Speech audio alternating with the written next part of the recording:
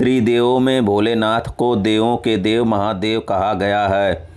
शास्त्रों के अनुसार शिव जी ही एकमात्र परमेश्वर हैं जो कि ब्रह्मांड के हर कण में समाये हुए हैं। वह तीनों लोकों के स्वामी कहे जाते हैं। शिव जी को सर्वशक्तिशाली देवता माना जाता है। यही वजह है कि जब समुद्र मंथन से कालकूट विष निकला तो एकमात्र शिव ही ऐसे देवता थे जिनमें इसका पान करने की शक्ति थी। अगर भोलेनाथ ऐसा नहीं करते तो सृष्टि का सर्वनाश हो जाता। जब भगवान शिव ने कालकूट विष पिया तो सारे देवता भयभीत हो गए थे।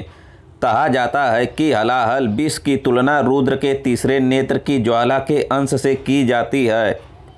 यह इतना शक्तिशाली था कि इसके केवल स्पर्श मात्र से ही कोई भी भस्म हो सकता था। हलाहल विष इतना खतरनाक था कि इसकी तीव्रता स्वयं अमृत की शक्ति को खत्म करने में सक्षम थी। विषैले से विषैला विषधर और नाग हलाहल विष के ताप को सह नहीं सके थे और मृत्यु को प्राप्त हो गए थे। जब समुद्र के गर्भ से हलाहल विष निकला था तो देवता दानव यहाँ तक कि मृत्यु के देवता यमराज और वासुकी नाग भी उसकी शक्ति देखकर भयभीत हो गए थे। इस विष को कहीं फेंका नहीं जा सकता था क्योंकि इसकी एक बूंद भी पृथ्वी पर पड़ जाती तो सृष्टि का सर्वनाश हो जाता। देवता और दानव में हलाहल विष को ग्रहण करने की क्षमता नहीं थी। केवल महादेव ही एकमात्र इसका विकल्प थे। ब्रह्मदेव ने महादेव का आवाहन किया। सृष्टि का इस प्रकार विनाश होते देख महादेव ने सारा हलाहल विष अपनी अंजुलि में भरकर पी लिया था।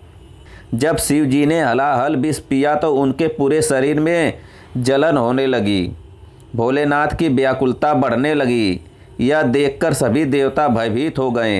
यह देखकर माता पार्वती ने महादेव के कंठ पर हाथ रख और उस विष को नीचे उतरने से रोक लिया। भीषण विष के प्रभाव से महादेव का कंठ नीला पड़ गया और वे नीलकंठ कहलाए। भोलेनाथ के शरीर के ताप को कम करने के लिए उन पर गंगा जल, धतूरा, बेलपत्र अर्पित किया गया। जाकर उनकी व्याकुलता शांत हुई। तभी से यह परंपरा चली आई है कि भोलेनाथ को गंगा जल अर्पित किया जाता है।